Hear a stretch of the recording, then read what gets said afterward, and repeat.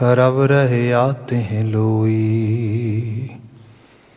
माए निरासी रोहे विछुन्नी, बाली बालै हेते। नानक साच शब्द सुख महली, गुर चरणी प्रभ चेते। बाबुल दितड़ी दूर, ना आवे कर पेहियै। बलराम जियो, रहसी वेख हदूर। पिर रावी कर सोहियै, बलराम जियो। साचे पिर लोड़ी प्रीतम जोड़ी, मत पूरी परधाने। संजोगी मेला थान सुहेला, गुणवंती गुर ज्ञाने। सत संतोख सदा सच पल्लै, सच बोलै फिर पाए। नानक विछुड़ ना दुख पाए, गुरमत अंक समाए। सत संतोख सदा सच पल्लै, सच बोलै फिर पाए। नानक विछुड़ ना दुख पाए, गुरमत अंक समाए। वाहिगुरु जी का खालसा, वाहिगुरु जी की फतेह। जुगो जुग अटल शब्द सतगुरु धन धन गुरु ग्रंथ साहिब जी गुरु पातशाह जी दी अपरपार मेहरामत। असी कुछ शरीर गुरु दरबार की सुध प्राप्त कर रहे हैं। ये समा गुरबाणी व्याख्या का है। सूही राग दे छंतां दी विचार हो रही है।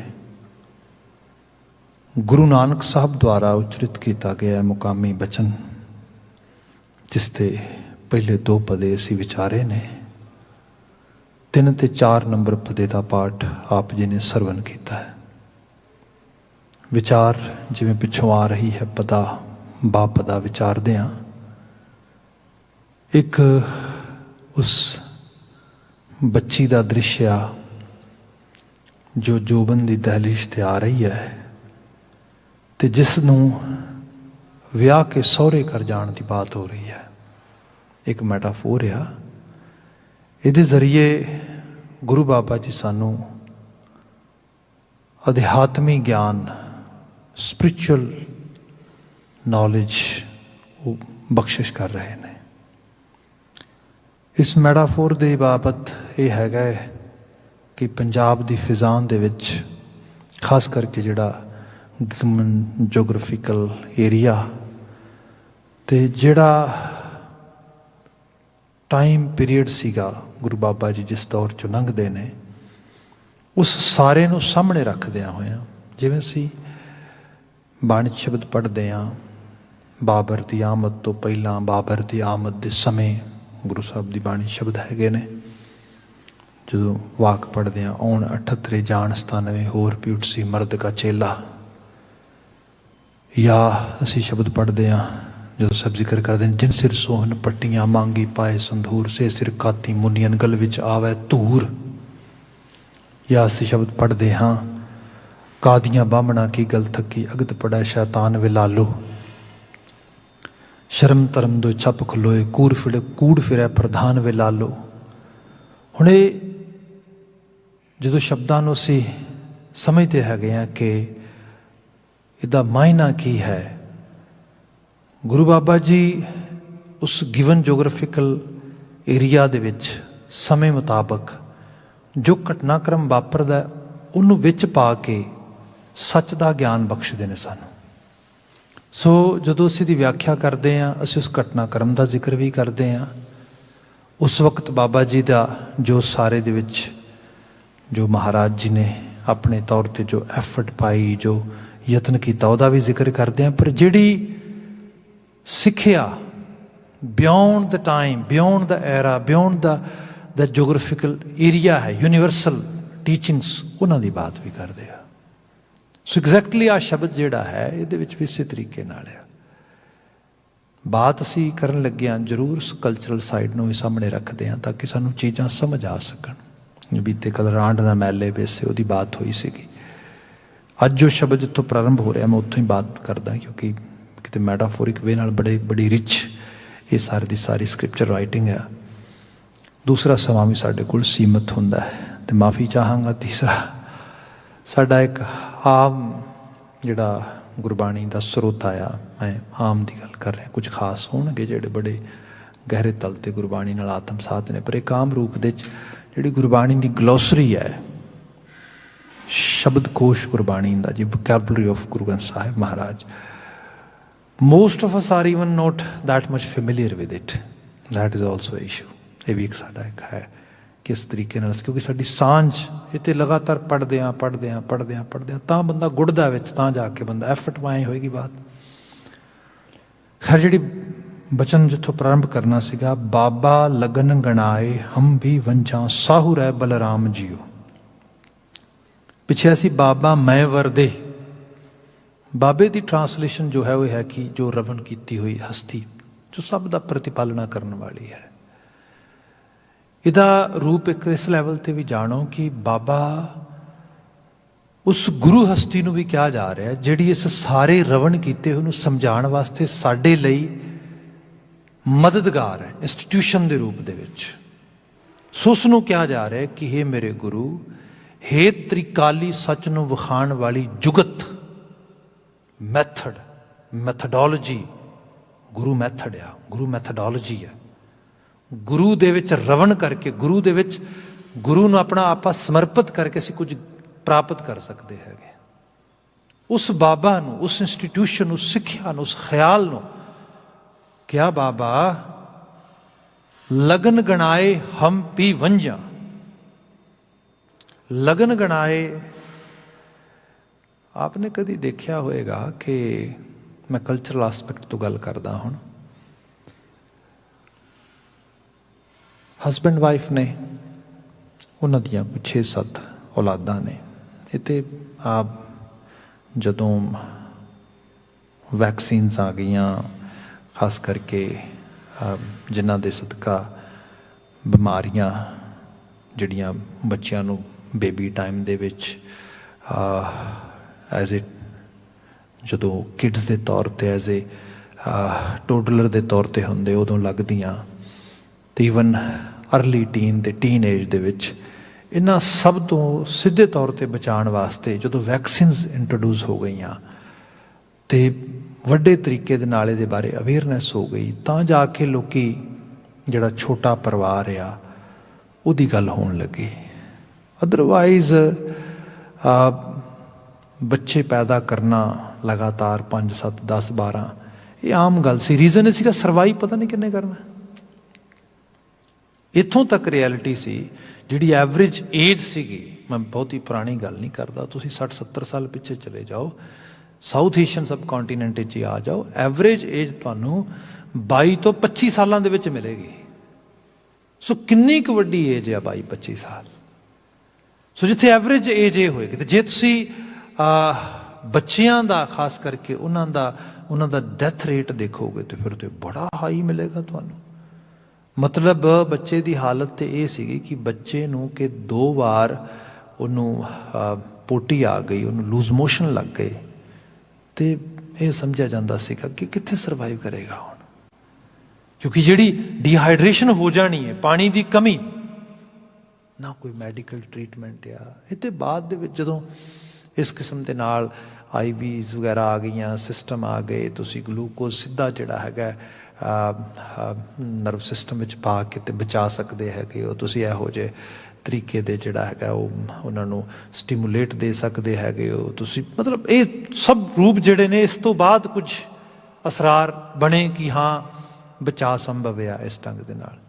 ਹੁਣ ਔਲਾਦਾਂ ਦੇ ਵਿੱਚ 10-12 ਔਲਾਦਾਂ ਮਤਲਬ ਘਰ ਦੇ ਵਿੱਚ ਹੋਣ, ਅਤੇ ਸ਼ਾਇਦ ਆਪ ਇਸ ਕਲਚਰ ਬਾਰੇ ਥੋੜ੍ਹਾ ਬਹੁਤਾ ਪੜ੍ਹਿਆ ਹੋਇਆ ਜਾਣਦੇ ਹੋ। ਇਹੋ ਜਿਹਾ ਸਮਾਂ ਵੀ ਲੋਕਾਂ ਨੇ ਦੇਖਿਆ ਕਿ ਜਿਹੜਾ ਵੱਡੀ ਔਲਾਦ ਆ, ਬੇਟਾ ਜਾਂ ਬੇਟੀ, ਉਹਦੇ ਘਰ ਬੱਚਾ ਅਤੇ ਉਹਦੀ ਮਾਂ ਦੇ ਘਰ ਬੱਚਾ ਇੱਕੋ ਸਮੇਂ ਆ ਜਾਂਦਾ ਸੀ ਕਈ ਵਾਰੀ। ਮਤਲਬ ਉੱਧਰੋਂ ਸੱਸ ਦੇ ਘਰ ਔਲਾਦ ਆ ਰਹੀ ਹੈ, ਉਧਰੋਂ ਉਸੇ ਘਰ ਦੇ ਵਿੱਚ ਨੂੰਹ ਦੇ ਘਰ ਔਲਾਦ ਆ ਰਹੀ ਹੈ।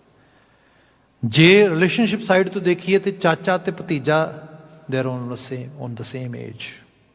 ਤੇ ਕਈ ਵਾਰ ਜਿਹਨੂੰ ਚਾਚਾ ਕਹਿਣਾ ਉਸਨੇ ਉਹਦੀ ਏਜ ਛੋਟੀ ਹੈ, ਭਤੀਜੇ ਦੀ ਏਜ ਵੱਡੀ ਹੈ, ਕਿਉਂਕਿ ਜਿਹੜੀ ਔਲਾਦ ਵੱਡੀ ਸੀਗੀ ਉਹਦੇ ਘਰ ਬੱਚਾ ਪਹਿਲਾਂ ਹੋ ਗਿਆ, ਸੱਸ ਉਸ ਤੋਂ ਬਾਅਦ ਇੱਕ ਅੱਧਾ ਬੱਚੇ ਨੂੰ ਜਨਮ ਦੇ ਰਹੀ। ਇਹ ਆਮ ਰਵਾਇਤ ਸੀਗੀ ਇਸ ਤਰੀਕੇ ਦੇ ਨਾਲ।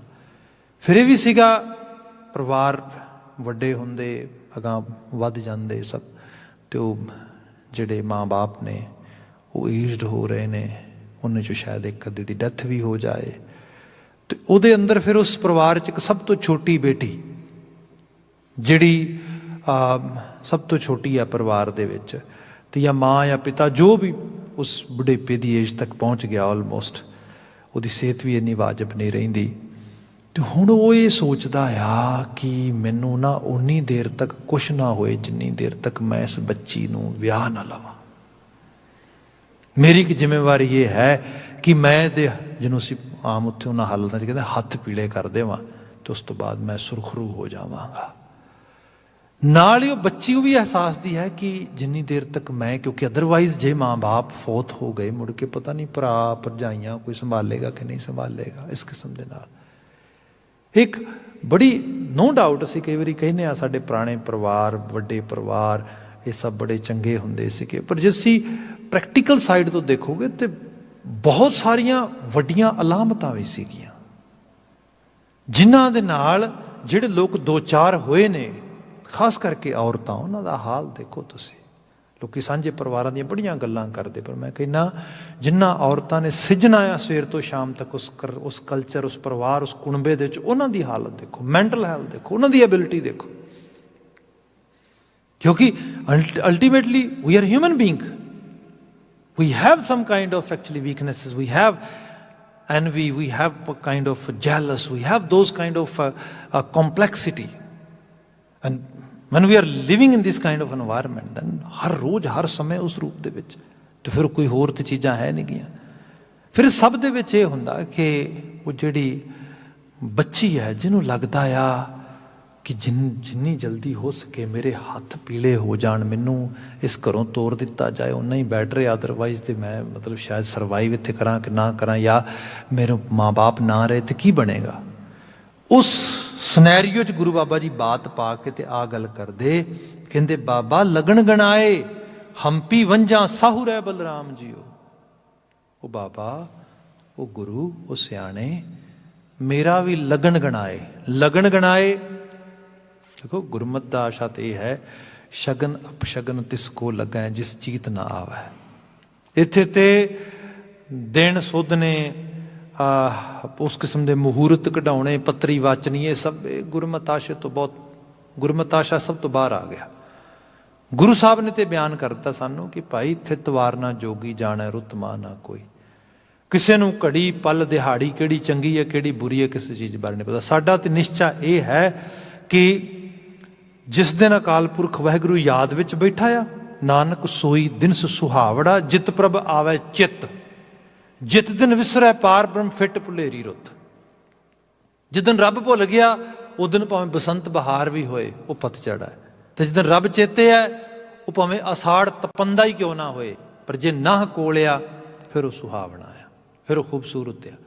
ਸੋ ਇੱਥੇ ਇੱਕ ਨਵੇਂ ਕਲਚਰ, ਨਵੇਂ ਉਸ ਰੂਪ ਨੂੰ ਜਿਹੜਾ ਗੁਰੂ ਸਾਹਿਬ ਨੇ ਮਨੁੱਖੀ ਸਮਾਜ ਵਿੱਚ ਵੰਡਿਆ। ਪਰ ਜਦੋਂ ਗੁਰੂ ਸਾਹਿਬ ਆਹ ਬਾਤ ਕਰਦੇ ਨੇ, ਮੈਟਾਫੋਰ ਬਿਲਕੁਲ ਐਗਜ਼ੈਕਟਲੀ ਉਵੇਂ ਹੀ ਚੱਕਿਆ ਜਿਵੇਂ ਉਸ ਖਿੱਤੇ 'ਚ ਲੋਕੀ ਕਰਦੇ ਹੁੰਦੇ ਸੀ। ਉੱਚੇ ਕਿਹਾ ਬਾਬਾ ਲਗਨ ਗਣਾਏ ਹੰਪੀ ਵੰਝਾਂ। ਉਹ ਬਾਬਾ ਮੇਰਾ ਵੀ ਲਗਨ ਗਣਾ, ਲਗਨ ਗਣਾ ਮੂਰਤ ਕੜਾ, ਸਾਹ ਕੜਾ, ਸਾਹ ਚਿੱਠੀ ਤੋਰ। ਆਖਿਰਕਾਰ ਮੈਂ ਵੀ ਸਹੁਰੇ ਵੰਝਾਂ ਆਪਣੇ ਉਸ ਰੂਪ ਦੇ ਵਿੱਚ। ਹੁਣ ਇਹਦੇ 'ਚ ਅੱਗੇ ਇਹ ਸੂਹੀ ਰਾਗ ਹੈ, ਇਹਦੇ 'ਚ 763 ਅੰਗ ਤੇ ਆ ਸੀ, 773 ਅੰਗ ਤੇ ਲਾਵਾਂ ਦਾ ਪਾਠ ਗੁਰੂ ਰਾਮਦਾਸ ਸਾਹਿਬ ਮਹਾਰਾਜ ਦੀ ਬਖਸ਼ਿਸ਼ ਰੂਪ ਦੇ 'ਚ ਆਉਣਾ ਆ, ਛੰਤ ਦੇ ਰੂਪ ਦੇ ਵਿੱਚ। ਸੋ ਇੱਕ ਤਰ੍ਹਾਂ ਦਾ ਸਾਰੇ ਮਾਹੌਲ ਨੂੰ ਬਿਲਡਅਪ ਕੀਤਾ ਜਾ ਰਿਹਾ, ਉਹ ਸਾਰੇ ਦੀ ਬਾਤ ਹੁਣ ਇੱਥੋਂ ਸ਼ੁਰੂ ਹੋ ਚੁੱਕੀ ਹੈ।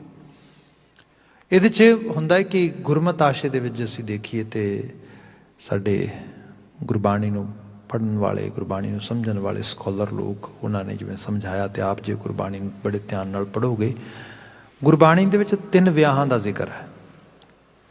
ਇਹਨਾਂ 'ਚ ਇੱਕ ਵਿਆਹ ਤੇ ਉਹ ਆ ਜਿਹੜਾ बड़ा लाजमी है गृहस्थ जीवन चलाने वास्ते, क्योंकि बलराम राब ने ड्यूटी लाई, उन्हें बल बख्शिया सानू जीवन सिरजण का, जीवन नूं पालण का, संभालण का। सो इस करके कुटुंब पालना, फैमिली लाइफ में जाना गुरमत आशे मुताबिक एक जरूरी कर्म है। एक तो विआह ये है, गृहस्थ जीवन नूं लैके जाना। दूसरा विआह ऐसा आ जिन्हों कह लो कि गंधर्व विवाह है, धक्के दे नाल, तुसी चाहो ना चाहो साडा सब दा हो जाना। ये विआह वो है जिस दिन मौत रूपी लाड़े ने आना तो जिंद रूपी वहुटी नूं विआह के लै जाना। जिन्हों भगत फरीद जी ने अपने बचना च कहा सीगा कि जिंद वहुटी मरण वर लै जासी परनाए। एक दिन मौत रूपी लाड़ा आएगा, जिंद रूपी वहुटी ਉਹਦੀ पेश कोई नहीं जानी, उन्हें ਉਹਨੂੰ उधाल के लै जाना, उन्हें ਉਹਨੂੰ मतलब बिना ਉਹਦੀ मर्जी के खिलाफ ही ਉਹਨੂੰ उठा के लै जाना। दूसरा विआह है, ये सब का हो जाना। जो उपजो सो बिनस है, सब ने ये जिहड़ा हैगा जिन्हों कहा सबनी सोहरे वंजना सब मुकलावन हार, सब सौहरे घर जाणगे, सब मुकलावे जाणगे। भाव एक दिन समा पक्का आएगा, कोई टाल नहीं सकता उसनूं। साहे लिखे न टलनी जिंदू कु समझाए, इस जिंद नूं समझा दे, ये साहे नहीं टलने, ये साहे जिहड़े ये पक्के ने। एक दूसरी जिहड़ा तीसरी तरह का विआह जिहड़ा इहदे विच वो हैगा कि इस तो पहला कि ये शरीर तत्तां विचों आया तो तत्तां विच ही रुखसत हो जाए, क्योंकि रुखसती तो यही है ना भी ये 5 एलीमेंट्स जिहड़े ने ये इवॉल्व होए ने, तो ये इवॉल्व होके एक स्ट्रक्चर के रूप दे एक लाइफ के रूप दे बिल्ड होए ने। And one day with any kind of reason, it can be internal or external, these 5 elements will, you can say, dismantle, and that way we can see कि जिहड़ी चीज़ है, जिहड़ी जिंदगी है इस लैवल ते इस फॉर्म में नहीं रहेगी। इस तो पहला ये तत्तां नूं डिसमैंटल हुंदियां ये मदर नेचर उस लैवल ते लैके जाए। साडी सारियां दी एक ड्यूटी है इस रूह नूं, जिहड़ी साडी चेतना आ, जिहड़ी साडी कॉन्शियस आ, इसनूं परम रूह सुपीरियर जिहड़ी कॉन्शियस आ उहदे तक लै जाना है। ये विआह असीं करना है, ये साडे हिस्से आया है। ये रूह परम रूह नाल विआही जाए, उहदी बात हो रही है इहदे च। ये साहा कढ दे, ये मुहूर्त कढ दे। बंदे बाबत ते गल कही जा रही है कि बंदा बड़ा प्रोकास्टिनेशन रहिंदा है। Procrastinating is a kind of our you can say second nature as a human. ਜਿਹੜੀਆਂ ਚੀਜ਼ਾਂ ਸਾਨੂੰ ਇੰਪੋਰਟੈਂਟ ਲੱਗਦਾ ਵੀ ਹੈਗੀਆਂ ਨੇ, but we really don't want to do, because ਸਾਨੂੰ ਲੱਗਦਾ ਅਸੀਂ ਕਰ ਨਹੀਂ ਪਾਵਾਂਗੇ, ਕਿਉਂਕਿ ਉਹਦੇ ਵਾਸਤੇ ਜਿਹੜੀ ਪ੍ਰਾਈਜ਼ ਆ ਬੜੀ ਹਾਈ ਹੈ, ਜਿਹੜੀ ਐਫਰਟ ਆ ਉਹ ਮੈਂ ਪਾਉਣ ਲਈ ਤਿਆਰ ਨਹੀਂ ਹੈਗਾ। फिर मैं वो बाबत ये कहना मैं पोस्टपोन कर देना, प्रोकास्टिनेट हो जाना, कोई गल नहीं कर लवांगे। धर्म एक ऐसी जीवन का एक हिस्सा आ जिन्हों बंदा लगातार ही प्रोकास्टिनेशन जी रहा है। अज नहीं कल, कल नहीं परसों, परसों नहीं अगले दिन। आप सिक्ख्या बीइंग ए सिख सानू सारियां नूं गुरु ग्रंथ साहब की बाणी बड़े फ्लूएंटली पढ़नी आनी चाहिए है। That is just a primary condition है। मैं अज ही सारा दिन प्रिजन सैटिंग दे विच सीगा, उत्थे बड़े स्कॉलर उन्होंने जिहड़े चैपलैन सीगे उन्होंने नाल साडी सारा दिन बड़ी डिस्कशनस हुई बड़े उस रूप दे ते मैं देख रहा सीगा उन्होंने कुछ बंदे हिब्रू लैंग्वेज संस्कृत तो भी पुरानी जबान है ਉਹਦੇ ਵਿੱਚ ਜਿਹੜੀ ਉਹਨਾਂ ਦੀਆਂ ਰਚਨਾਵਾਂ ਤੁਰੇਬ ਵਗੈਰਾ ਲਿਖੇ ਨੇ ਉਹਨਾਂ ਨੂੰ ਐ ਪਾਣੀ ਦੀ ਤਰ੍ਹਾਂ ਪੜ੍ਹ ਰਹੇ ਨੇ। ਇਤਨੀ ਐਫਰਟ ਪੈ ਰਹੀ ਹੈ। ਮੈਂ ਦੇਖ ਰਿਹਾ ਵੀ ਇਹਦੇ ਮੁਕਾਬਲਤਨ ਪੰਜਾਬੀ ਅਸੀਂ ਬੋਲ ਰਹੇ ਹਾਂ, ਗੁਰਮੁਖੀ ਅੱਖਰ ਨੇ, ਤਿੰਨੋਂ ਔਖੀ ਗੱਲ ਨਹੀਂ ਹੈ ਬਹੁਤੀ, ਪਰ ਸਾਡੇ 'ਚੋਂ ਕਿੰਨੇ ਕੁ ਲੋਕ ਨੇ। ਮੌਲਿਕ ਗੱਲ ਇਹ ਹੈ ਮਤਲਬ ਫਲੂਐਂਟ ਹੋਈ ਇਹਦੇ ਵਿੱਚ, ਪਰ ਉਹ ਬੰਦਾ ਇੱਕੋ ਗੱਲ ਕਹੀ ਜਾਂਦਾ ਹੈ, yeah, I'm not actually disagree with it. I agree, but not now. This is not the time. One day I will do it. ਜਿਹੜੀ ਹੈਗੀ ਹੈ ਪ੍ਰੋਕਾਸਟੀਨੇਸ਼ਨ, ਇਹ ਰੂਪ ਹੋ ਰਹੀ ਹੈ। ਇੱਥੇ ਜਿਹੜੀ ਗਣਤ ਗਣਾਏ, ਮਤਲਬ ਇੱਕ ਜਿਹਨੂੰ ਕਿਹਾ ਜਾਏ ਕਿ ਜਿਹਨੂੰ ਕਿਹਾ ਬਾਬਾ ਲਗਨ ਗਣਾਏ, ਜਿਹੜਾ ਲਗਨ ਗਣਾਏ, ਜਿਹੜਾ ਇੱਕ ਪੂਰੀ ਤਰ੍ਹਾਂ ਸਾਹ ਹੀ ਕੱਢ ਲੈਣਾ, ਡਿਸਾਈਡ ਕਰ ਲੈਣਾ ਕਿ ਯਸ ਪੱਕਾ ਬਿਲਕੁਲ ਜਿਵੇਂ ਵਿਆਹ ਦਾ ਸਾਹਾ ਮਿੱਥ ਦਿੱਤਾ ਜਾਂਦਾ ਹੈ, ਪੱਕਾ ਬਿਲਕੁਲ ਵੀ ਡਿਸਾਈਡ ਕਰ ਦਿੱਤਾ ਕਿ ਬਸ ਟਾਈਮ ਸਮਾਂ ਇਸ ਤਰੀਕੇ ਨਾਲ ਡੈਡੀਕੇਸ਼ਨ ਦੇ ਨਾਲ ਕੰਮ ਕਰਨਾ ਹੀ ਕਰਨਾ ਆ। ਗੁਰੂ ਬਾਬਾ ਜੀ ਕਹਿੰਦੇ ਉਹ ਮੇਰੇ ਸਤਿਗੁਰੂ, ਉਹ ਜ਼ਰਰੇ ਜ਼ਰਰੇ 'ਚ ਜ਼ਰਖੇਜ਼ ਹੋ ਕੇ ਬੈਠੀ ਸਤ ਹਸਤੀ, ਤਰਸ ਕਰ ਮੇਰੇ ਤੇ ਬਾਬਾ ਲਗਨ ਗਣਾਏ, ਗਣਾ ਦੇ ਉਹ ਲਗਨ, ਕੱਢ ਦੇ ਲਗਨ, ਮੇਰੇ ਤੋਂ ਨਹੀਂ ਹੋ ਸਕਣਾ। ਮੈਂ ਸ਼ੇਖ ਸਾਦੀ ਦਾ ਇੱਕ ਬੋਲ ਕਹਿ ਦਿੰਦਾ, ਇੱਥੇ ਸੂਫੀ ਸੀਗਾ, ਬੜੀ ਉਮਰ ਜੀ ਕਹਿੰਦੇ ਨੇ, around 125 year old he was when he passed away। ਜਦੋਂ ਇਹਨੇ ਇਹ ਬਾਤ ਕਹਿੰਦੇ ਨੇ ਲਿਖੀ ਹੈ, 90 ਸਾਲ ਦੀ ਉਮਰ ਸੀ ਇਹਦੀ। ਇੱਕ ਦਿਨ ਕਿਤੇ ਇਬਾਦਤ 'ਚ ਬੈਠਾ ਤੇ ਖੁਦਾ ਨੂੰ ਯਾਦ ਕਰਦਾ ਹੋਇਆ ਕਹਿੰਦਾ, ਖੁਦਾਇਆ ਤੂੰ ਬੜਾ ਕਰੀਮ ਹੈ, ਕਰਮ ਕਰਨ ਵਾਲਾ, ਤਰਸ ਕਰਨ ਵਾਲਾ ਆ।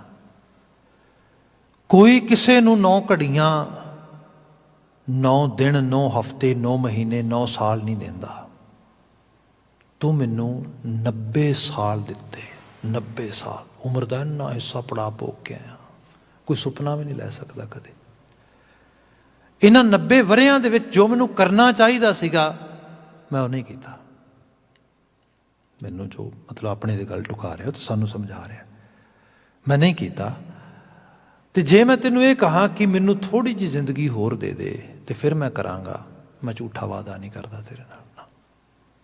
ਮੈਨੂੰ ਇਹ ਪੱਕਾ ਯਾਦ ਹੈ, ਪੱਕਾ ਅਹਿਦ ਹੈ, ਪੱਕਾ ਆਪਣੇ ਆਪ ਤੇ ਵਿਸ਼ਵਾਸ ਆ, ਤੇਰੇ ਘਰ ਕਮੀ ਕੋਈ ਨਹੀਂ, ਤੂੰ ਚਾਹੇ ਤੇ 90 ਸਾਲ ਹੋਰ ਦੇ ਸਕਣਾ ਮੈਨੂੰ ਤੂੰ, ਪਰ ਮੈਂ ਤੈਨੂੰ ਇੱਕ ਗੱਲ ਦੱਸਾਂ, ਭਾਵੇਂ ਤੂੰ 90 ਸਾਲ ਮੈਨੂੰ ਹੋਰ ਦੇ ਦੇ, ਮੈਂ ਨਹੀਂ ਕਰਾਂਗਾ, ਕਿਉਂਕਿ ਮੈਨੂੰ ਮੇਰੇ ਮਨ ਦੀ ਦਸ਼ਾ ਦਾ ਪਤਾ ਹੈ।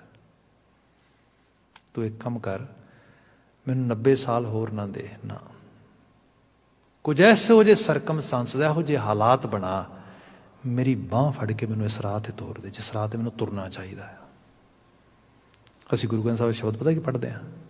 ਅਸੀਂ ਸ਼ਬਦ ਪੜ੍ਹਦੇ ਹਾਂ, ਸੇ ਸੰਜੋਗ ਕਰੋ ਮੇਰੇ ਪਿਆਰੇ।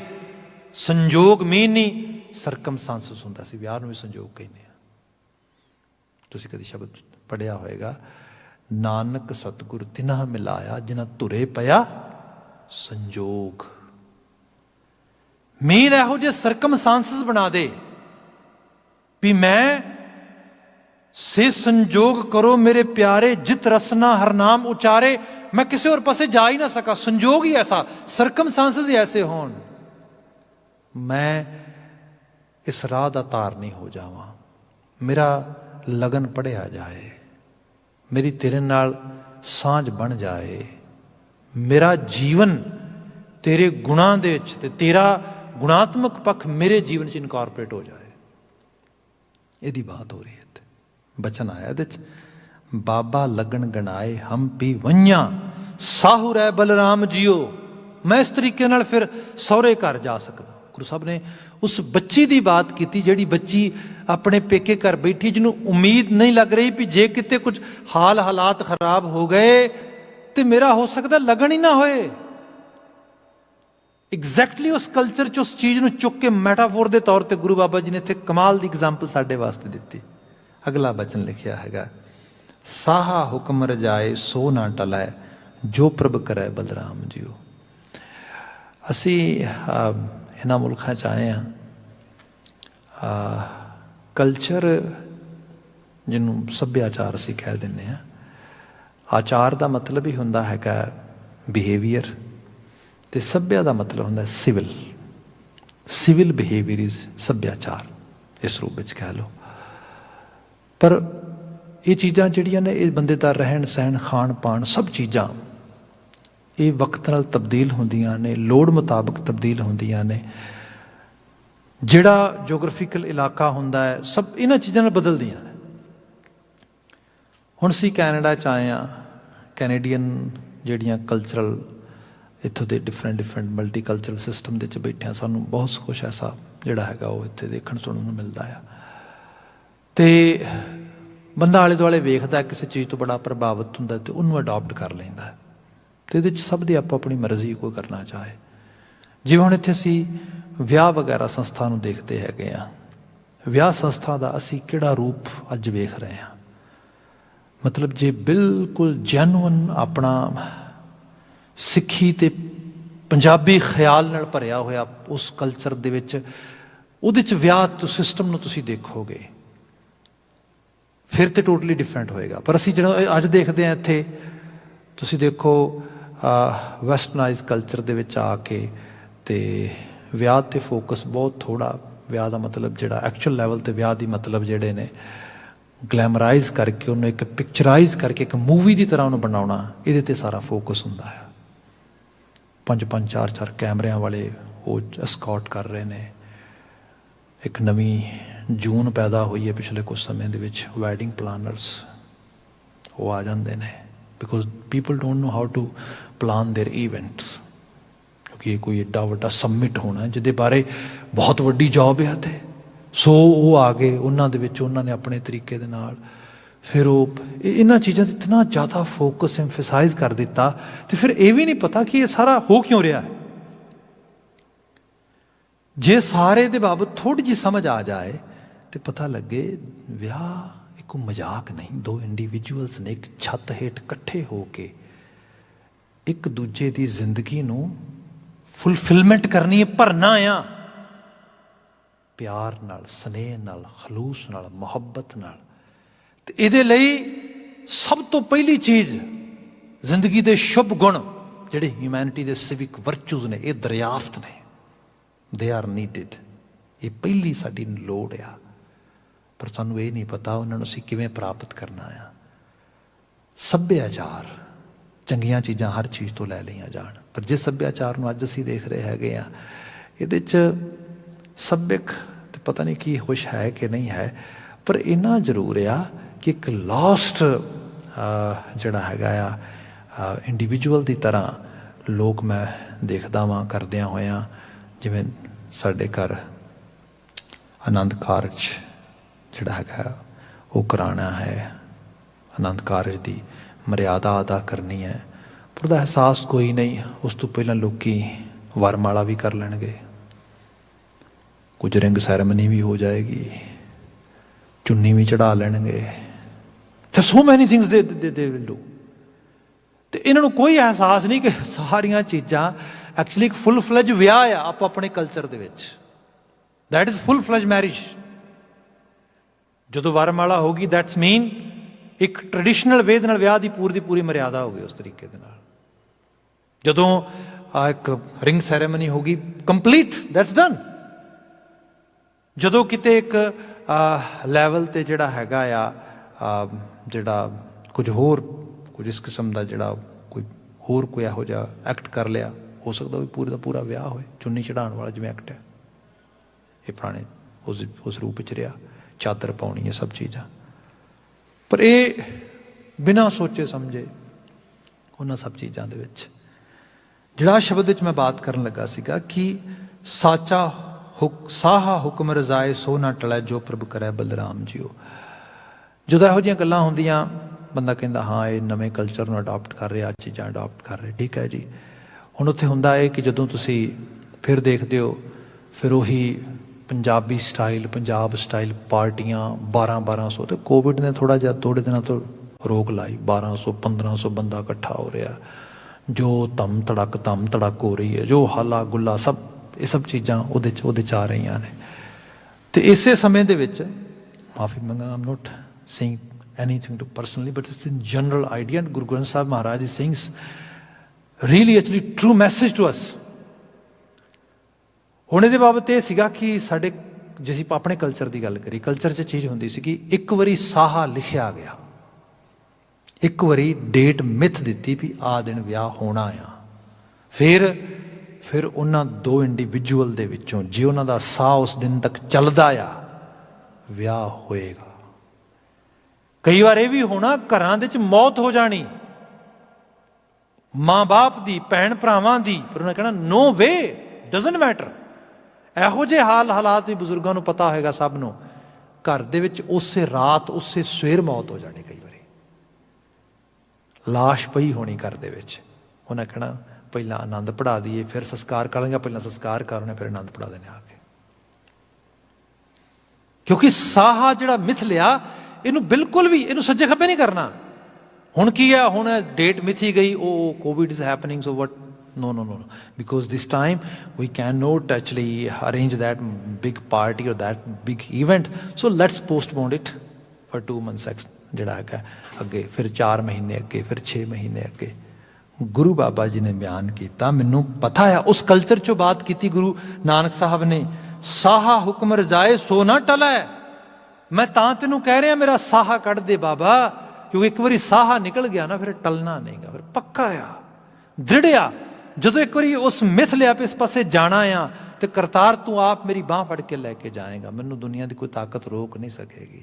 ਜਦੋਂ ਤੂੰ ਬਦਲਣ ਤੇ ਆਏਗਾ, ਤੂੰ ਮੈਨੂੰ ਰੂਹਾਨੀ ਤੌਰ ਤੇ ਇੰਗੇਜ ਕਰਨ ਲਈ ਆਏਗਾ ਉਸ ਪਾਸੇ, then definitely ਮੇਰੀ ਉਹ ਜਰਨੀ ਸ਼ੁਰੂ ਹੋਏਗੀ। ਕਿਆ ਸਾਹਾ ਹੁਕਮ ਰਜ਼ਾਏ ਸੋ ਨਾ ਟਲੈ, ਜੋ ਪ੍ਰਭ ਕਰੇ ਬਲਰਾਮ ਜੀ, ਜੋ ਪ੍ਰਭੂ ਆਪ ਕਰਦਾ ਆ। ਕਿਰਤ ਪਿਆ ਕਰਤਾ ਕਰ ਪਾਇਆ, ਮੇਟ ਨਾ ਸਕੈ ਕੋਈ। ਕਿਰਤ ਪਿਆ ਜਿਹਦਾ ਮਾਇਨਾ, ਕਿਉਂਕਿ ਉਹ ਜ਼ਰਰੇ ਜ਼ਰਰੇ 'ਚ ਮੌਜੂਦ ਆ, ਸਾਡੇ ਅੰਦਰ ਵੀ ਮੌਜੂਦ ਆ। ਜੇ ਉਹਨੇ ਸਾਡਾ ਇਹ ਸਾਹਾ ਲਿਖ ਦਿੱਤਾ ਕਿ ਸਾਡੀ ਇਸ ਰੂਹ ਨੇ ਪਰਮ ਰੂਹ 'ਚ ਮਰਜ ਹੋ ਜਾਣਾ ਜਾ ਕੇ, ਉਸ ਤਰੀਕੇ ਨਾਲ ਰੂਹਾਨੀ ਪੱਧਰ 'ਤੇ ਸਾਨੂੰ ਇਸ ਬਾਬਤ ਇਨਲਾਈਟਮੈਂਟ ਆਏਗੀ। ਇਹਦੀ ਸ਼ੁਰੂਆਤ ਤੇ ਸਾਡੀ ਕਿਰਤ ਵਿੱਚ ਹੋਣੀ ਹੈ ਨਾ, ਕਿਰਤ ਕਸਬ ਸੁਭਾਅ। ਬੰਦਾ ਧਾਰਮਿਕ ਕਦੋਂ ਹੁੰਦਾ ਆ? ਜਦੋਂ ਧਾਰਮਿਕ ਲਿਬਾਸ ਪਾ ਲੈਂਦਾ, ਜਦੋਂ ਧਾਰਮਿਕ ਦਿਖਣਾ ਸ਼ੁਰੂ ਕਰਦਾ, ਧਾਰਮਿਕ ਗੱਲਾਂ ਕਰਦਾ। ਨਾ, ਬੰਦਾ ਧਾਰਮਿਕ ਉਦੋਂ ਹੁੰਦਾ ਜਦੋਂ ਧਾਰਮਿਕ ਵਿਹਾਰ ਕਰਦਾ ਆ, ਵਿਵਹਾਰੀ ਤੌਰ ਤੇ ਧਰਮ ਆ ਜਾਂਦਾ। ਇੱਥੇ ਕਿਹਾ ਕਿਰਤ ਪਿਆ ਕਰਤਾ ਕਰ ਪਾਇਆ, ਮੇਰੀ ਕਿਰਤ 'ਚ, ਮੇਰੇ ਸੁਭਾਅ, ਮੇਰੇ ਕਸਬ ਵਿੱਚ, ਮੈਨੂੰ ਜਿਹਨੂੰ ਅਸੀਂ ਕਹਿੰਦੇ ਈਡੀਅਮ ਬਦਲ ਗਿਆ ਬੰਦੇ ਦਾ, ਬੰਦੇ ਦੀ ਮੁਹਾਵਰੇਦਾਰੀ ਬਦਲ ਗਈ, ਉਸ ਰੂਪ ਵਿੱਚ ਲਿਆ। ਮੇਟ ਨਾ ਸਕਾ ਕੋਈ, ਤੇ ਇਹਨੂੰ ਕੋਈ ਫਿਰ ਤਾਕਤ ਮਿਟੇ ਨਹੀਂ ਸਕਦੀ। ਜਿਹੜੀ ਚੀਜ਼ ਸੁਭਾਅ ਵਿੱਚ ਕਾਰਵ ਹੋ ਗਈ ਨਾ ਇੱਕ ਵਾਰੀ, ਫਿਰ ਇਹਨੂੰ ਕੋਈ ਮੇਟ ਨਹੀਂ ਸਕਦਾ। ਜਾਂਜੀ ਨਾਉ ਨਰੈ ਨਹੀਂ ਕੇਵਲ ਰਬ ਰਹਿਆ ਤਹਿ ਲੋਈ। ਉਹ ਅਕਾਲ ਪੁਰਖ ਵਾਹਿਗੁਰੂ ਜਿਹੜਾ ਨਰਾਂ ਵਿੱਚ ਰਹਿ ਕੇ ਵੀ ਨਹੀਂ ਕੇਵਲ, ਉਹਨਾਂ ਤੋਂ ਆਜ਼ਾਦ ਆ, ਪਰ ਹੈ ਜਾਂਜੀ ਨਾਉ, ਉਹੀ ਜਾਂਜੀ ਆ, ਉਹੀ ਲਾੜਾ ਆ, ਨਾਮ ਜਾਂਜੀ ਹੈ। ਸਭ ਵਿੱਚ ਵਸਣ ਵਾਲੀ ਰੱਬ ਦੀ ਜੋਤ ਅਸਲ ਵਿੱਚ ਪ੍ਰਣਾ ਕੇ ਲੈ ਜਾਏ ਇਸ ਰੂਹ ਨੂੰ, ਮੈਂ ਉਹਦੇ ਤੱਕ ਆਪਣੀ ਰਸਾਈ ਕਰ ਲਵਾਂ। ਰਵ ਰਹਿਆ ਤਿਹ ਲੋਈ, ਤੋਂ ਤਿੰਨਾਂ ਭਵਨਾਂ 'ਚ ਰਵ ਕੇ ਬੈਠਾ ਹੈ। ਮਾਏ ਨਿਰਾਸੀ ਰੋਏ ਵਿਛੁੰਨੀ ਬਾਲੀ ਬਾਲਾ ਹੈ। ਤੇ ਫਿਰ ਮਾਏ ਨਿਰਾਸੀ ਜਿਹੜੀ ਮਾਇਆ ਵਿਹੜੀ ਬਿਰਤੀ ਹੈ, ਇਹ ਫਿਰ ਰੋਂਦੀ ਹੈ ਬੈਠ ਕੇ।